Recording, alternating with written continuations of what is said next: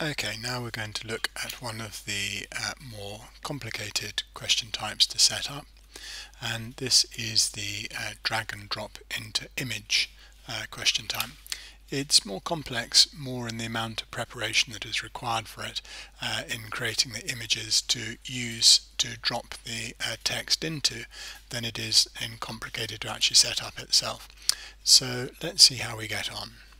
First of all, open your quiz, go to the Add Questions area and click on Add and a new question, and then choose Drag and Drop into Image and add that.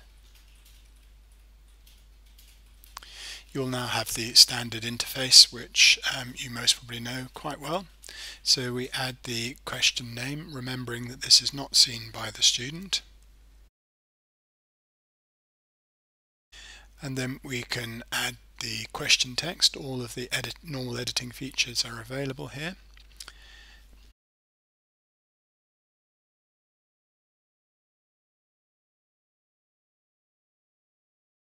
We can then give it a mark. I'm going to give a mark for this for 8, as there are 8 different elements that need to be dragged into place. The general feedback will give information to your student having finished the quiz question, and you can add text in there if you wish. I shall leave that blank for the moment. The next section then is the preview section, where you choose a file to use as a background for the image.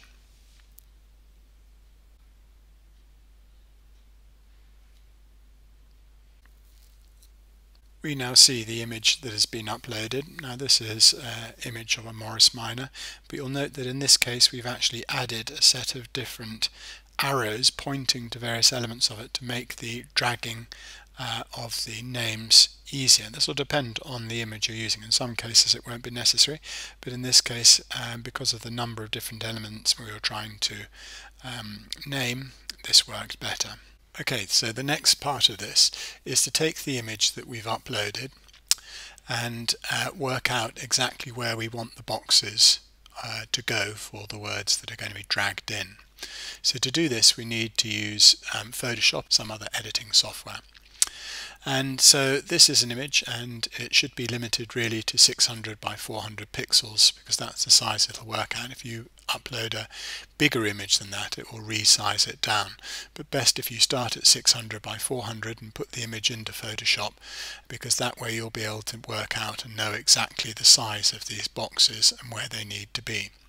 So I've created a marquee about the size of the box, and what I'm going to do is just go around and work out where I want each of the boxes, and then look under the information will then show me exactly where. In fact, if I put that just on the top there of the top left hand corner, will show me what the X and Y coordinates for that box are.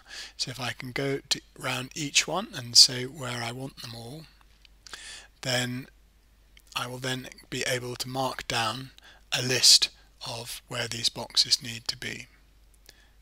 So you have to do this and make a list of those against each one of those, and when you've been around all of those and done it, then you can enter them into the box in the drop zone. So for each of these you mark the left side and the top as taken from your list from Photoshop, what the item is and what the text you want to go into the box. So I shall go through and do these now.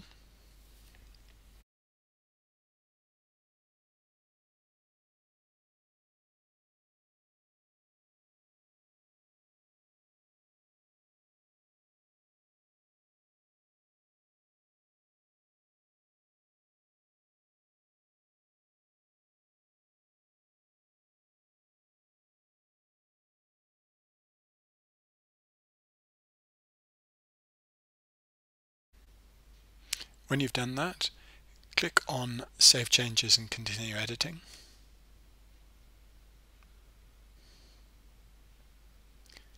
And you'll now see that your image has each one of the boxes and the potential right answers in it.